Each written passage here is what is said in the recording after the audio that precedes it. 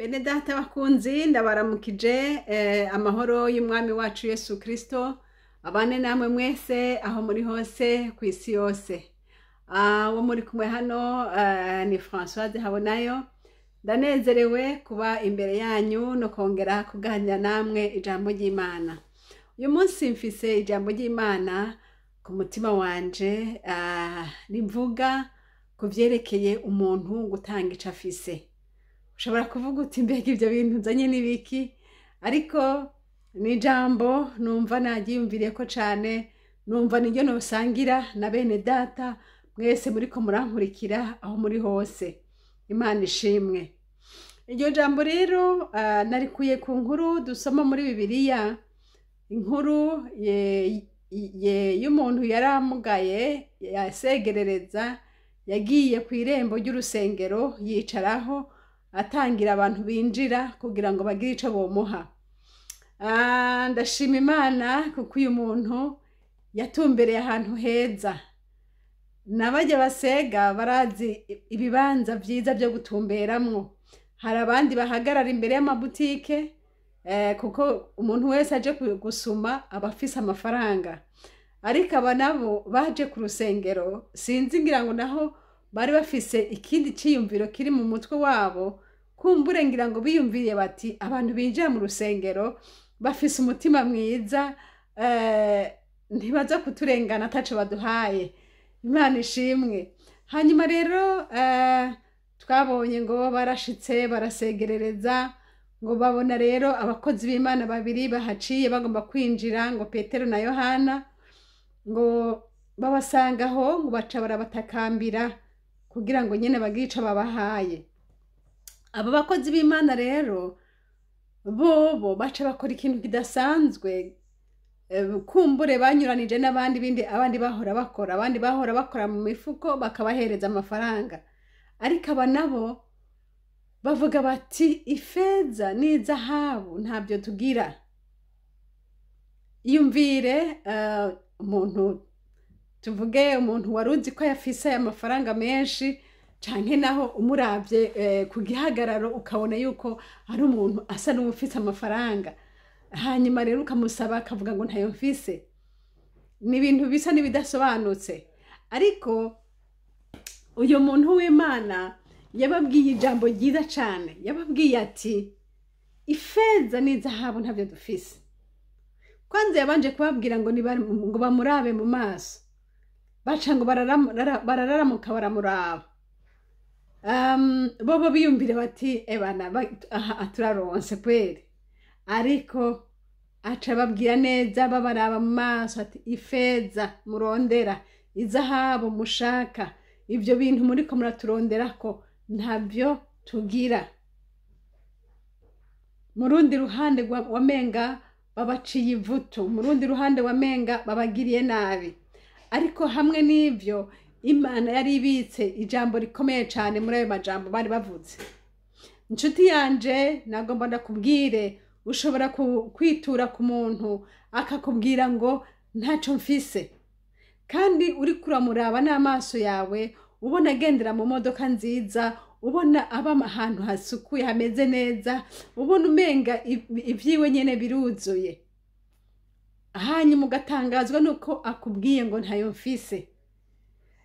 Inshuti niyakubwira ngo ntayo mfise, ngomba ndakugira inama.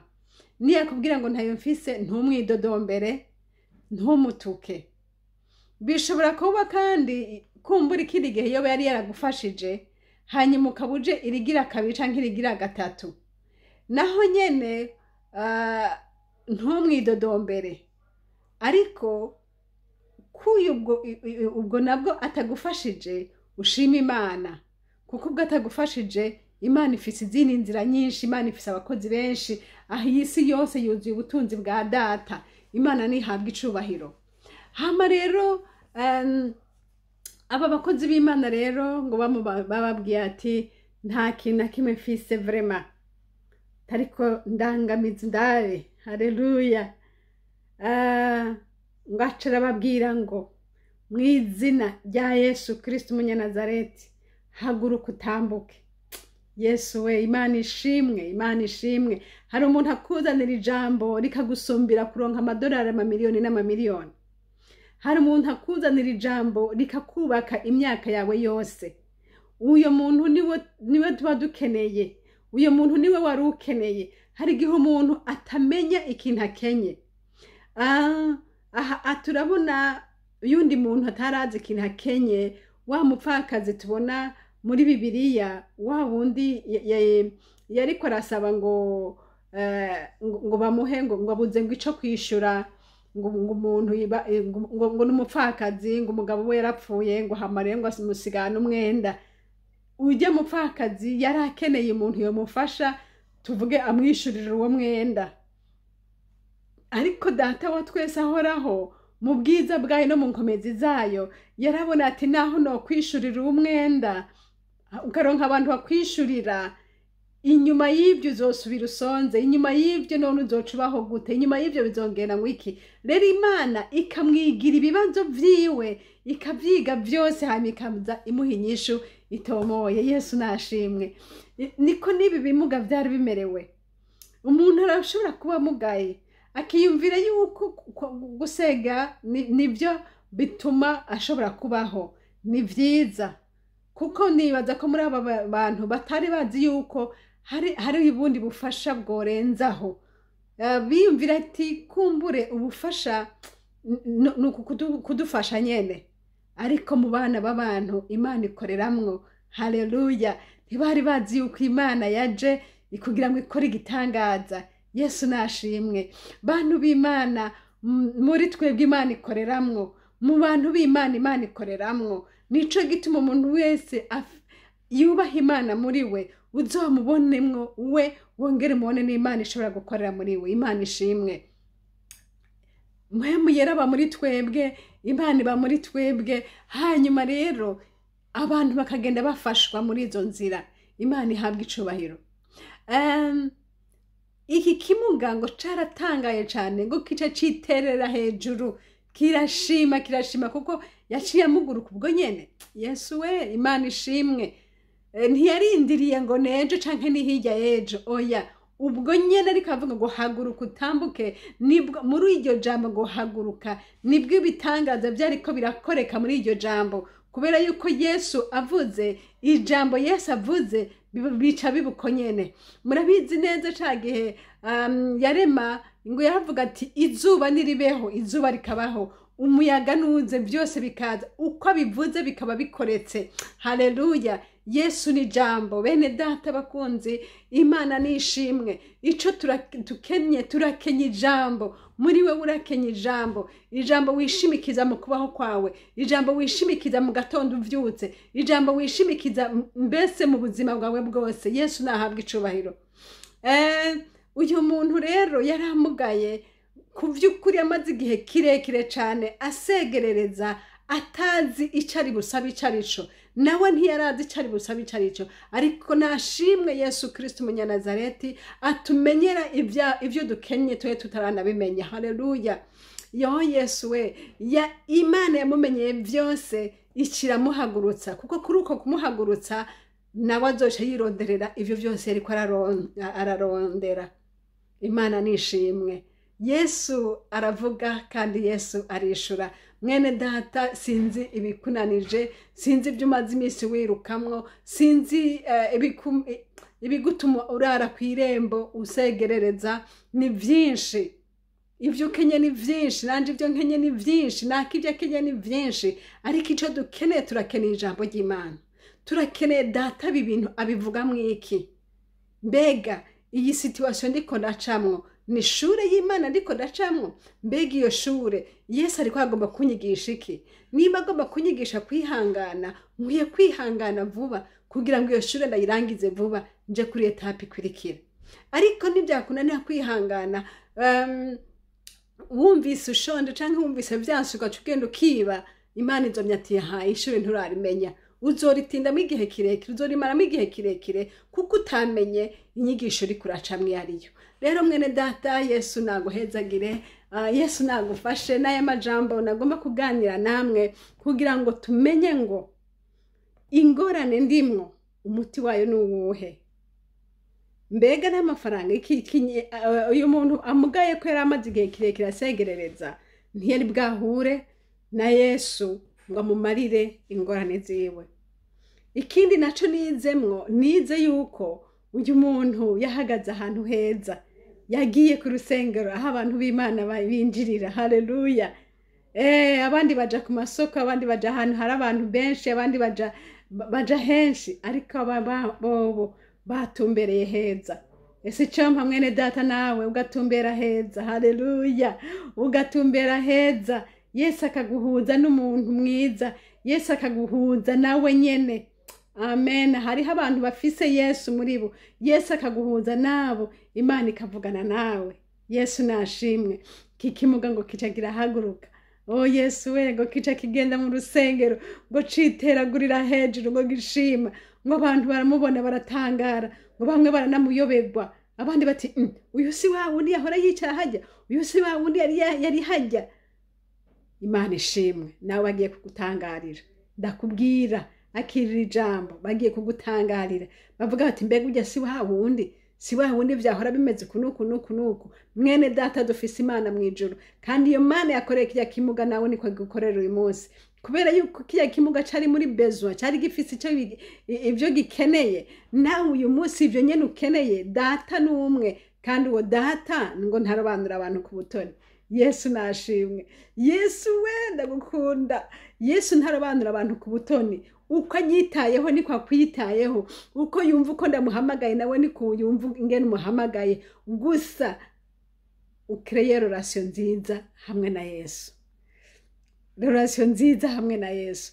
Numvise ntahe yindi yanjyoheye, umugore w'umupfakazi ngo Imana yari yamuhaye inzu, iramuha vyose, iramugira neza, ngo ariko ngo umunsi umwe arasonza abura icarya, ngo acaravuga ngo rero Yesu ngo ubujewe ngo ko ari uko, ngo ko ariwe nari mfise nk'umugabo wanje ukaba unyimye, ngo nanje rero ndagiye. Ngo acava ku gitanda ngo acava ku gitanda aratekera ibyo byose, ngo bena Yesu ngo ko yamuhaye ngo abe umugabo we, akaba yamwimye ngo aragiye, ngo aratekera. Ariko Imana ni relation bari bafitaniye na Yesu, gusa yaragiye hehe ko yagiye agashika muri saro agapfukama agasenga ariko yagomba kuyereka ati wewe ni wewe niyeguriye imbere n'inyuma, ni wewe none utantabaye ninde wundi yontabara. Rero muri uko kwivumbura ntiyivumbuye ngo aravuye ku Mana, ariko yivumbuye agomba kwereka yuko ata wundi imbere n'inyuma abwira, nta wundi ubwira nde nshuti yanje, mbwira Yesu, kuko Yesu niyabwira uriya nawe aragukorera ibyo uri kwarondera. Ariko ni wagenda wewe nyene ukadodora hariya biragutangaza kukuza gusanga ataca afise. Ariko bwira Yesu, Yesu nawe acabwira naka, bwira naka. Yesu ni wazi abafise ivyo ukeneye aho batumbereye. Rero niri jambo nariko ndagomba kugira ngo dusangire nshuti zanje, mumenye ngo aho uri kuraca Yesu Kristo arakubona kandi vyose arabizi. Ku mwanya muto naho woba iyo ngorane uyimazemwo imyaka myinshi cane, uyimazemwo igihe kirekire kingana gute, data arashobora kugutabara uyu munsi ukibagirwa ivyo wabayemwo imyaka myinshi cane. Yesu nashimwe. Dufise Imana mwijuru itwitayeho, ibona ivyo dukenye, ibona ivyo tugomba. Mbese Imana umuganyirwa wa vyose niwe twobwira akatwumva. Ushobora kuba urwaje, ushobora kuba urwaye wewe, ushobora kuba ataco ufise mu nzu uteka, ushobora kuba bakwirukanye aho kose, ushobora kuba akazi bakwirukanye, ushobora kuba muri vyose ico ukeneye Yesu. Ukeneye iri jambo riva kuri Yesu akaguhagurutsa akagukura muri ivyo. Kuko umuntu naho yoguha amafaranga uyu munsi ejo uzosubira usonze, ariko Yesu yokwereka ati imba hajya, genza hajya, gira uku, bica bigenda neza. Rangamiza Yesu, nawe Yesu yiteguye kukwishura. Uko yakoreye kino kimuga nawe yobigukorera. Bishoboka kumaza imyisi myinshi uzunguruka kuri uyo musozi uriko, uzunguruka muri izo ngorane urimwo, ata muntu akubona, mbese abantu bararambiwe, ariko Yesu ntarambirwa.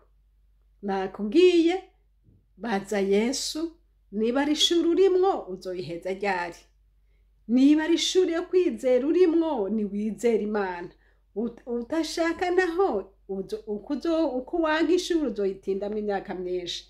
Ariko rero rangamiza Yesu, umurondere Yesu, umubaze uti Yesu muri ibi iyi wewe uvuga ngo iki? Kuko abantu benshi baricira inzira, uko wicira inzira ukagomba kubona bigenda byanka. Ariko Imana yacu ibaduhezagire, twese turangamiza amaso ku Mana. Nanje ndangamiza amaso ku Mana, vyanse ndangamiza amaso mw'ijuru, kuko nzi nti data nuwo nyene, niwe yampamagaye, niwe turi kumwe, niwe nkorera. Hari ikigoranye mpamagara uwo nyene kandi akavyishura. Nuko rero namwe n'iri jambo nariko ndababwira ngo dufise Imana mw'ijuru. Ukaba abantu bavuga ati ifeza n'izahabu uri kurandondera ko ntazo ngira, ariko ico mfise ndakiguha mw'izina rya Kristo Yesu Umunyanazareti, haguruka utambuke. Nanje ndabwiye uwo muntu we urwaye, mw'izina rya Yesu Kristo Umunyanazareti, va kuri ico gitanda cawe urakize. Ndabwira uwo muntu wese ari mu bihe bikomeye byamukomanye, yazungurutse imyaka n'imyaka, mw'izina rya Yesu Kristo Umunyanazareti, haguruka urengera ibyo byakurengeye. Yesu aguhezagire, Yesu aguha umugisha. Mwari kumwe na Françoise Habonayo. Inomero zanje za telefone ni za zindi, ni +46 768 0065 46. Kandi iyi shene turiko turavuganira ko ni shene Habonayo, wandike muri majuscule. Imana yera ibahezagire, ibagirire neza. Ndabakunda cane kandi ndabasengera, namwe mushishikare kunsengera. Umwami abahezagire, amen. Data mw'izina rya Yesu ndagushimira kuri bene data bumvise ubutumwa bwiza. Mwami Yesu bahezagire, uhezagire imiryango yabo, bahezagire muri ibi barimwo, ubagire neza, ubahagurutse nkuko wahagurukije kino kimuga kikitera hejuru. Nabo bahagurutse muri ibi byabaruhije imyaka myinshi, uzobukoze mw'izina ryawe ryera Yesu, amen. Yesu abahezagire cyane, amen.